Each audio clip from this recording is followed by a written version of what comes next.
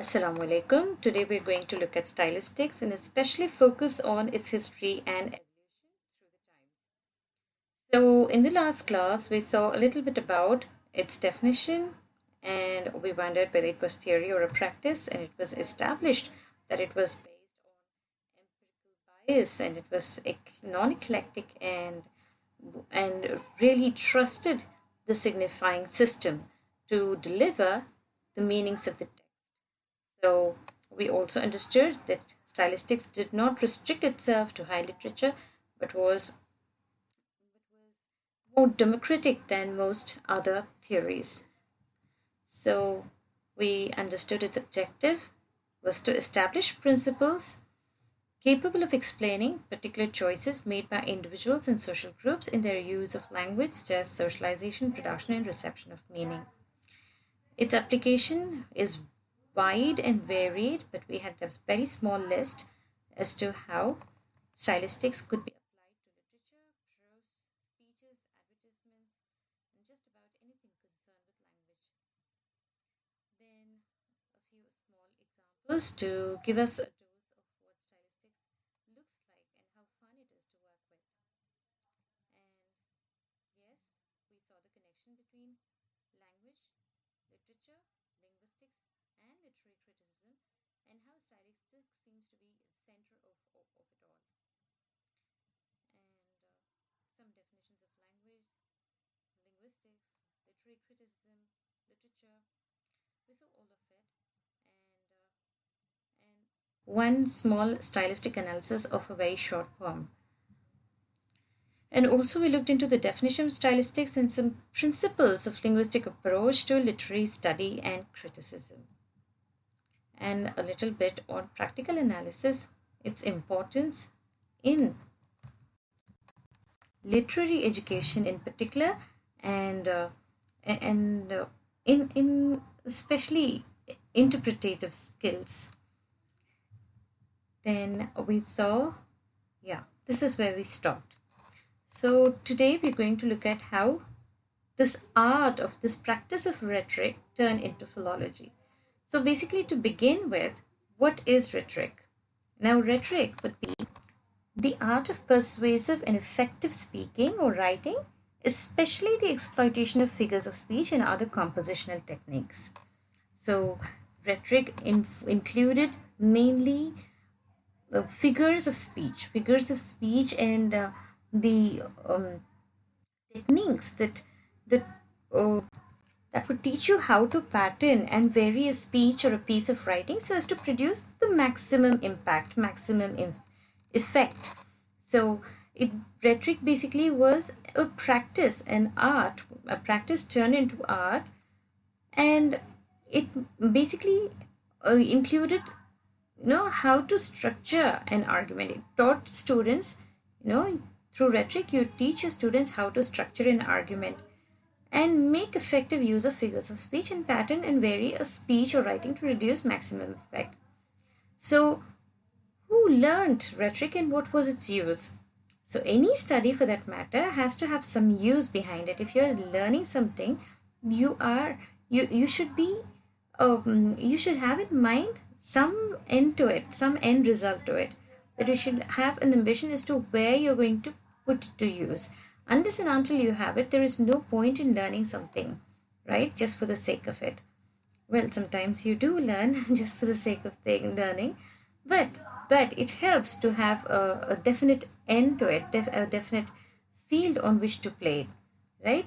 So rhetoric was basically a study which was necessary, which was imperative that anyone aspiring for church or to go into a legal profession or have a political or diplomatic life needed to learn, had to master it. So, this used to be the practice of the medieval times, but gradually the idea itself degenerated so much that the practice itself generated so much because it became very dry and mechanical rather than inspiring. Because see, if you're going to become a member of the clergy, if you're going to join the church, you ought to be able to communicate well with the people, with the people in your parish, right? So you need to learn how to talk, what to teach, how to transfer the word of God to the common man, right? You will be the speaking board, not the hearing board. You'll be the speaking board. So you should be able to frame an argument, what's a persuasive argument. You should be able to persuade people. Again, the same applies for legal profession. If you're going to enter law, you need to be able to frame very convincing arguments, whether or not they are right or wrong. That's not really the point here, right? You need to be able to convince the opposite party as to the legitimacy of your argument, the validity of your argument. That should be the focus. So how do you go about talking? You must have come across plenty of people who speak so well that they have you convinced, they have you eating out of the palm of their hands, right? There are people like those. How do they, what is it? What sets them apart from the rest of the other people? Only that they are capable of speaking, they are capable of talking their mind and having you convinced. See, there may be like 40-50 people in a or at a meeting, and most of them would already have put forward some argument, right? But it is quite possible that all those arguments have not been accepted at all. But there'll be this one person would speak very softly and very convincingly, and drive home the same point that all these people have been trying to push forth. And she would be able to do the job very well as compared to all the other people who have tried before her. So what sets her apart, right? Maybe that person knows how to manipulate language, not merely language, or how much to tell, what to tell. Because see, you may have a sea of information, you may have a wealth of information, but it is not necessary that when you are arguing that you need to put forward everything you know. Well, you may come off as someone who is more informed, but it is also possible that you might miss out on the actual point. So rhetoric is the art that would teach you how much to tell, in what way to tell, what figures of speech to make use of when you are doing the telling, and what way to better pattern your argument so as to create the maximum effect in the person listening to you, or people listening to you. So the ones who are like in diplomatic or the political field, they too need to be really cautious about how they speak, what they speak, in front of whomever they speak, right? So rhetoric, it would be basically the art of speaking or writing, even writing for that matter. So when you write, you have to be very cautious. You cannot simply state out everything in a very straightforward manner, because ultimately it is going to come back and bite you, right? If you are not cautious enough, if you say things that need not be said. See, there are things that you can tell, and there are things you need to avoid telling. Okay, just because you know everything, you need not have to tell everything, right? So you need to learn to draw the line, and how you present it, that matters quite a bit. See, there is one very common confusion I see among many people. When we speak of presentation, how you present an argument, they seem to assume the voice tone, the musicality of the tone, or probably the flowery language and all that. No, presentation is not what appears to be. Presentation is the sequence of the events, how you relate it. The presentation would be how you frame your argument, how you structure your argument, right?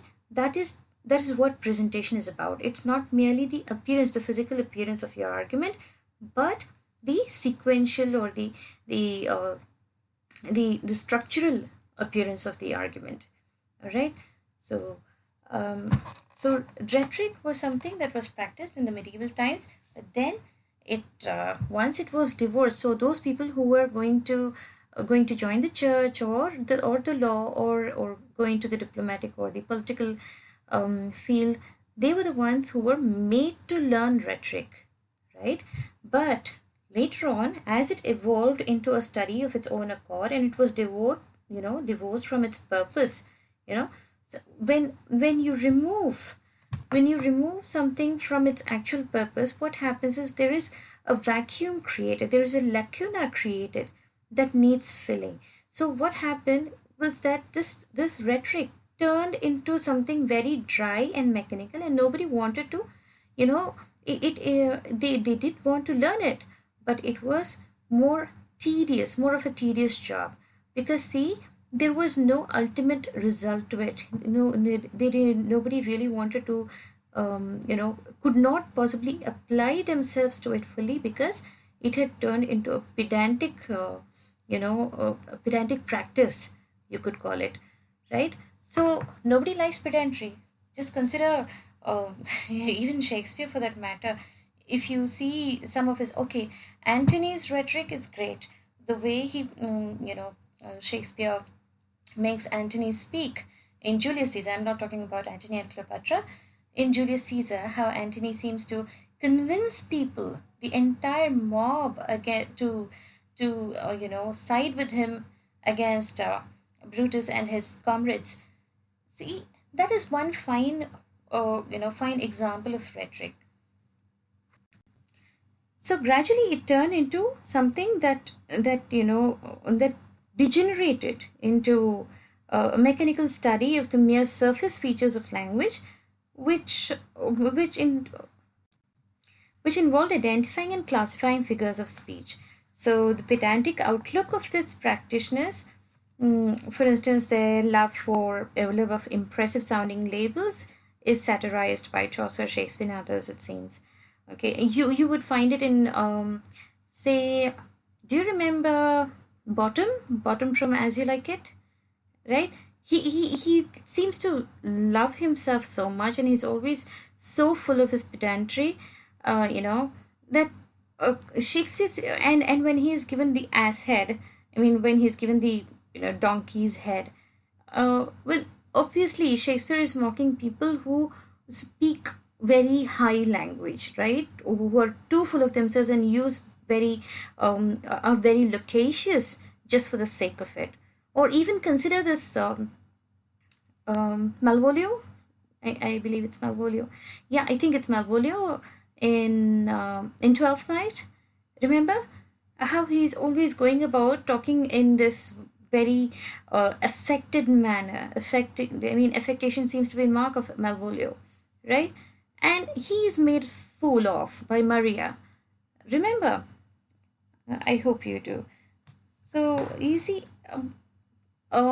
Shakespeare seems to make use of very sophisticated language, very high language when required.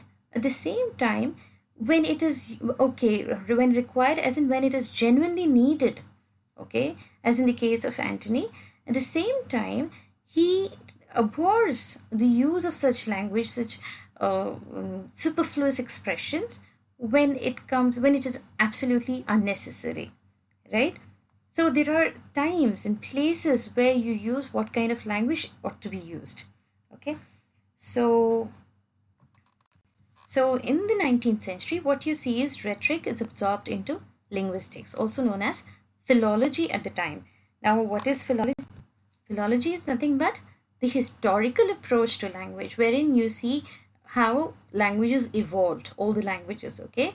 You assume, you produce theories, hypothetical structures as to how languages evolved, and the interconnections, and you established connections between languages and how language itself originated, okay? So, origin, evolution, and interconnections between languages. This is what philology is mainly concerned with. See, I believe you must have all done the Indo-European family of languages and all those things.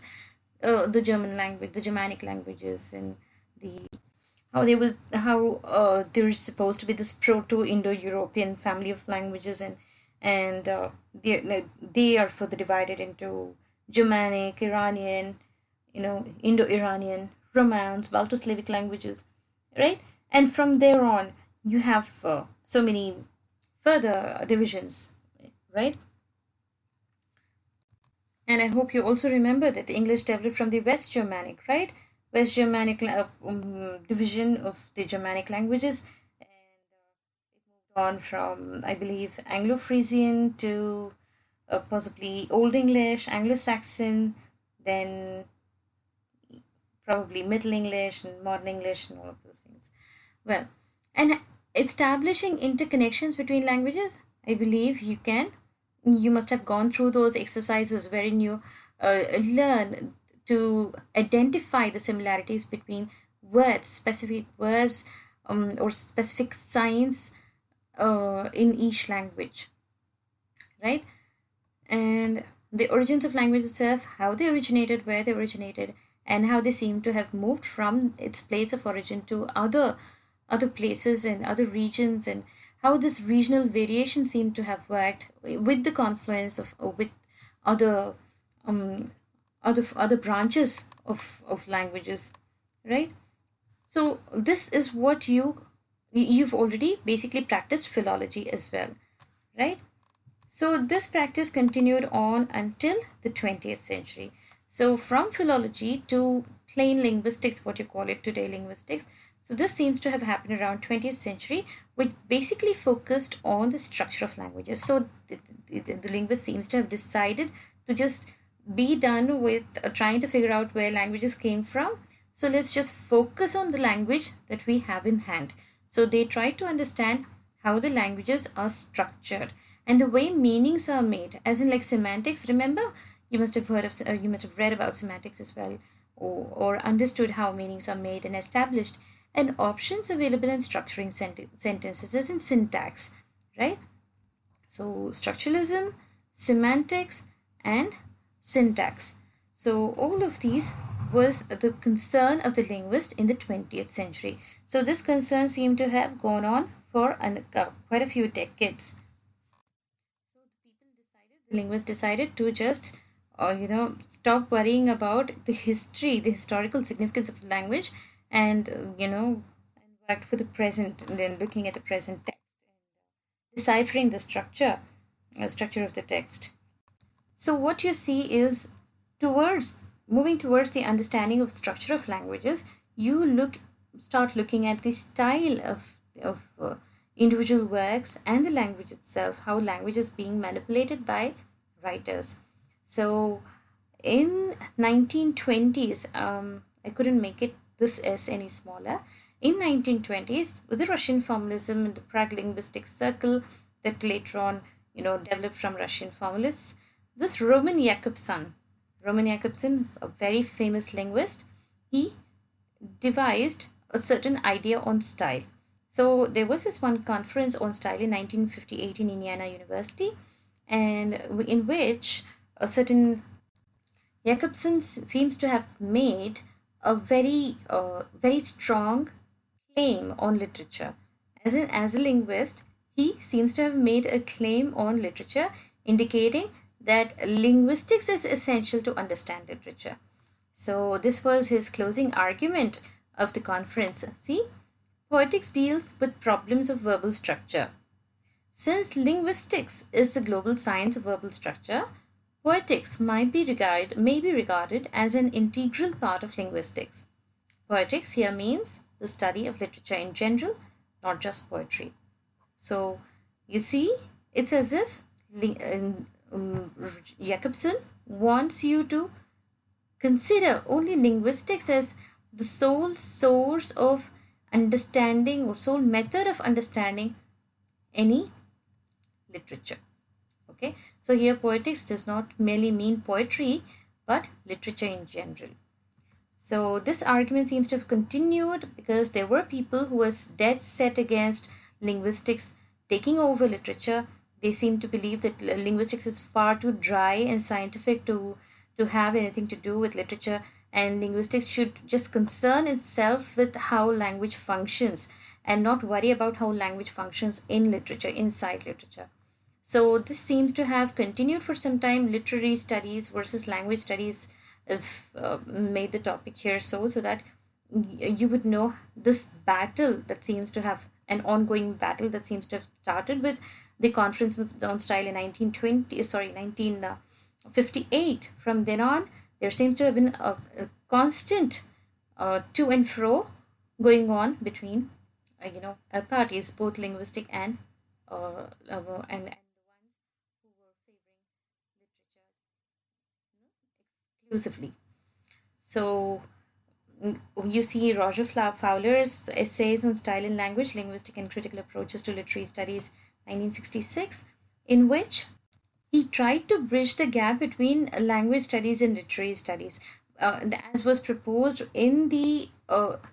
Yeah, this one, Style and Language, 1960 by Thomas Sibok. Now, Sibok seems to have, compiled the papers presented in this conference, and has, this Style in Language is the compilation, is a collection of essays that were presented, a collection of topics that were presented in this conference. So this conference seemed to have brought about this warfare between language and linguistics. Now Sibok seems to, this Fowler seems to counter argue the point laid down by Sibok, and uh, he tries to bridge the gap between literary studies and language studies, but unfortunately it backfires in the sense that if there is a wider gap created, there is a wider schism created between the two.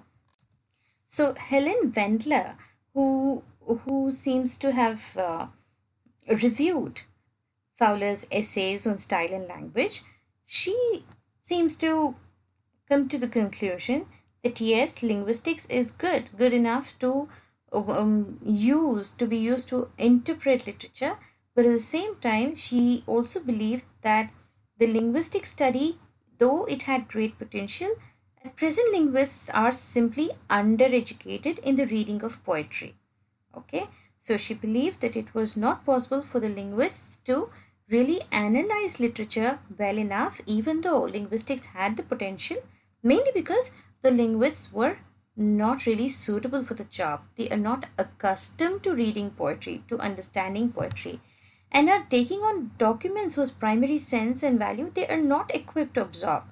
So she felt, in a rather abstract liberal humanist sense, that a linguist has to have the taste or the nuance to appreciate poetry. Unless and until a linguist developed that sensitivity towards literature, they won't be able to apply their very scientific approach to language, to interpreting language, to literature, because literature is supposed to be not merely thought but felt, right? Again, this debate between Fowler and F.W. Bettson seems to have continued throughout 1967 and 68 as well. So each side seemed to have had something to say about how linguistics is more superior, or how linguists could be, well versed in understanding and interpreting literature, or otherwise. So that seems to have gone on for a couple of years. Now, when you look at stylistics, new stylistics of 1980s, what happened, what seems to have happened is, so this argument is centered around stylistics itself, all right?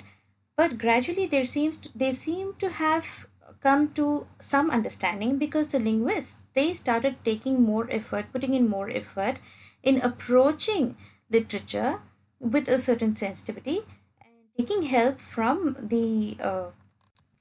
they seem to have come to some understanding, both the linguists and the non-linguists. So the non-linguists, they started consulting more linguistic material, and the linguists started consulting more of non-linguistic material.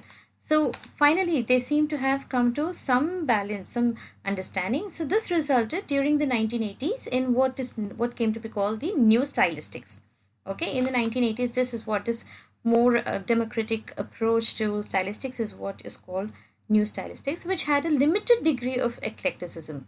So see, it had limited degree of eclecticism in the sense it was completely non-eclectic, as in linguistics is supposedly very exclusive. It does not subscribe to any other branch of study, right? So this had new stylistics had some eclecticism, as in it consulted other branches of study as well, but in a limited capacity, in a very limited capacity. Nevertheless, this new form of discourse analysis is formed. Non-linguists began to take interest in the findings of linguistic essays, and linguists writing such material realized the need to consult and incorporate non-linguistic material. So there is a certain limited degree of eclecticism. So considering the superiority of linguistics, what you realize is linguistic criticism. In his book, also called Linguistic Criticism, he says, Roger Fowler says in that linguistic criticism uh,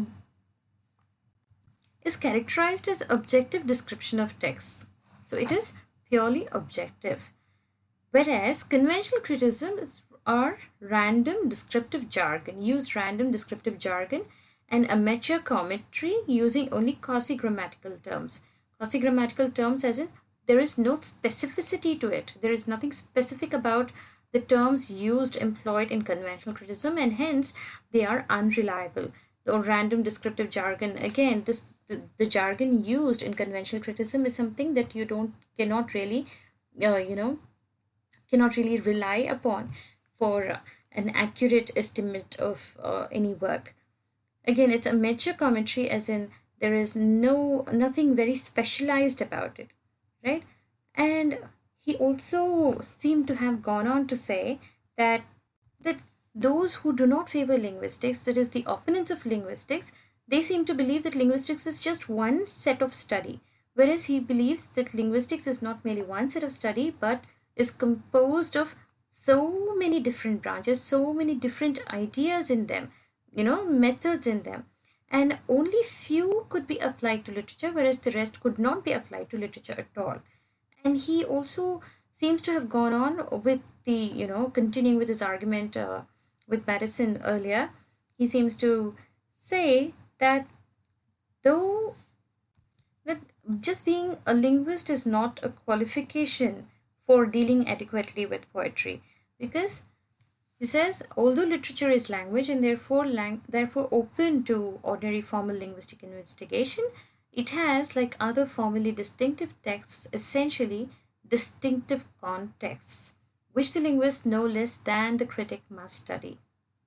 So in his work Essays in Criticism 1967, he writes that even though literature is nothing but language, and therefore the study of language should be applicable to literature. It should be open to ordinary formal linguistic investigation. Linguistic investigation as in application of linguistic study to it to interpret it. It has, like other formally distinctive texts, essentially distinctive contexts. See, distinctive context, as in it should be read, it should be studied and interpreted and estimated only in its context, because it is distinct just as other texts are, which the linguist no less than the critic must study. So whether you are a linguist or whether you are a conventional critic, you both have to deal with the distinctive context in which the literary work resides, so as to get a proper estimate of the text. All right. So there is a little bit of comparison between stylistics and neo-stylistics. At the outset, just remember that while stylistics is a little more conventional, even though not conventional as liberal humanism, just conventional in its approach, that is, new stylistics is a little more liberal. Okay, it is more liberal minded, it's a little more, eclectic as compared to stylistics. So stylistics is more combative as in it seems to just push away all other branches of study and wants to live exclusively. All right. Whereas new stylistics, it is a little eclectic to some extent. It seems to absorb from other branches as well and seems to ascribe to other branches as well. Now, these were some of the more important stylistics of the time, Nigel Fabre and Alan Durant. And for the new stylistics, you could refer the interface series from Routledge that seem to have worked for for building bridges between traditionally divided disciplines of language studies, right? And literary studies. So, stylistics, according to stylistics, literary criticism would be critical comment made without any accompanying systematic or even explicit scrutiny of its own methods or assumptions. That is, in literary criticism, in the conventional literary criticism, the critical comment is made without any accompanying systematic or even explicit scrutiny of its own methods or assumptions. That though the criticism is done in literary criticism, in the conventional kind of literary criticism, it is done without any system to it, without any structure to it, or even any explicit scrutiny of its own methods. So it does not really explain in remember F.R. Lewis, he was accused of not really telling people what his method of interpretation is of a text, right? So I believe we spoke about it when we were discussing Lewis and Welleck, the arguments between them, right? Again, new stylistics, as far as the interface series of from Routledge is concerned, it focused upon building bridges between the traditionally divided disciplines of language studies and literary studies. So you see, as I said, it was more eclectic in nature. Then again, objective stylistic analysis is more objective and scientific, based on concrete quantifiable data applied in a systematic way. Now, this is one differences, a couple of differences between stylistic analysis and close reading, because they seem to resemble so much, they seem to resemble each other so much, because close reading also focused upon one set of work and how you seem to ignore everything outside the text, and you just focus on the text itself and the structures within it, the pattern within it, all the literary devices within it. You look into all of those devices made use of by the writer, how the language is manipulated, how the syntax, the structure, the semantics, the grammar of the text, the punctuations, how they are made, applied, and used. All of it is what close reading does, and so does stylistics. But there are some basic differences between both, which are enumerated here.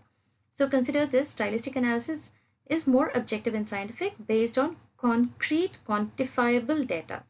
Concrete quantifiable data, as in something that you can quantify, that you can count, okay?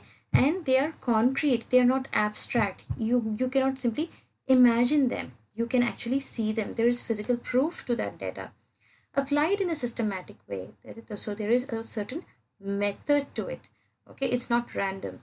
Whereas close reading is impressionistic, intuitive, and randomized. Of course, close reading is easy, and you just seem to have to read the text and form impressions about the text, and also rely on your intuition, and is more random. There is no system to it.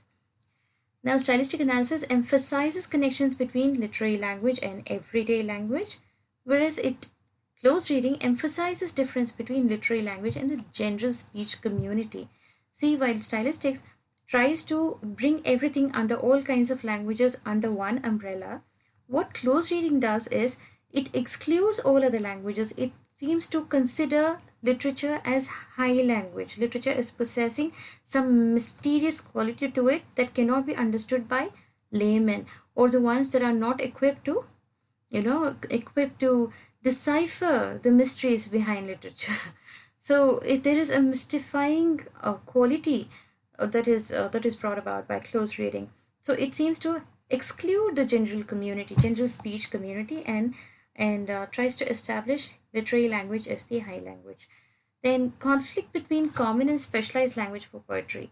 See, stylistic involves in conflict between common and specialized language for poetry, as in Wordsworth and Coleridge. Remember how Wordsworth wanted one set of, he wanted a very simple poetic diction, and Coleridge was against it, right? Remember? So Wordsworth wanted the poetry to resemble prose, right? Resemble prose with only metrical, meter super added to it. That was a point Wordsworth made. Whereas Coleridge seemed to have disagreed, and he wanted a specialized high kind of language for poetry. He wanted it to be imaginative with all the fictive qualities in it, right? So this conflict between languages, specialized language for poetry, and that of a common language for poetry, as well as a general prose like language for poetry. So this conflict was so you could say that Wordsworth seemed to have been more um, inclined towards stylistics, whereas Coleridge's writing was more inclined towards close reading, right? Because Coleridge believed that poetic language needed to create effect, the poet's heightening or intensifying of the ideas within it. So he believed that the poetry should not be made simple, it should be intensified, it should be made to be, you know, made to be more, through various poetic devices, through compression, repetition, patterning, and you know, imagery or personification or allusion or any number of things, right? And thus making it more specialized and taking it further away from the patterns of everyday speech. So this was an ongoing conflict between stylistics and close reading. So close reading seems to isolate literary text. Okay, it isolates literary text as aesthetic object or verbal icon. Okay, whereas stylistics, it treats it treats literature as just about any form of language. I mean, any form of writing, general writing. So stylistic, you know yeah, stylistic analysis requires specialized terms and concepts from linguistics, like transitivity, underlexicalization, collocation, cohesion, you know references or representation. All of these were very specialized terms. It were specialized terms that could be understood only by those who have had some training or some study of stylistics. So outside the workplace, I mean, outside the classroom, I don't think anyone would be able to understand what these terms mean, right? And moreover, close reading, on the contrary, uses layperson's terms and concepts from everyday language: verbal nuance, irony, ambiguity, paradox, ambivalence. All of these terms are not so specialized and could be understood by just about anyone who has a rudimentary knowledge of English and grammar. So, stylistic analysis relied on scientific objectivity, close reading relied on subjective ambiguity. So, see, it stylistics created or believed or practiced scientific objectivity. It is scientific, it is methodized, it's systematic, and it is objective in nature. Objective in the nature, in the sense, it is more generalized. It cannot be, it is not impressionistic, it's not subjective. It actually gives you a clear data, clear, quantifiable data. Whereas close reading is very subjective in its essence, and is more than ambiguous, right? It is impressionistic and hence ambiguous. So there is a demystification of literature and criticism in stylistic analysis, providing a set of procedures openly accessible to all. So in stylistic analysis, what you find is that literature is demystified, and criticism is demystified, and you are provided with a set of procedures that you can easily access and apply. So once you come across stylistic analysis, what you find is it is way too simple, and also verifiable. You can verify its results and also even apply it yourselves to other texts. All right. Whereas in close reading, the mystery is maintained. It is made all the more mysterious. After the interpretation, instead of solving the puzzles, you're left with a few more extra questions to answer.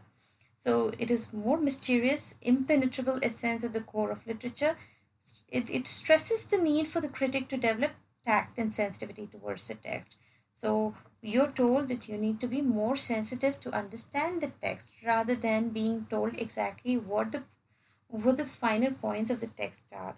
Instead of laying out in definite terms, it chooses to be a little vague. Okay, fine. This is all for today. I think it is time. I cannot keep track of time. From tomorrow, and tomorrow, inshallah, we'll be dealing with the ambitions of stylistics. Till then, take care. Be happy. Assalamu alaikum.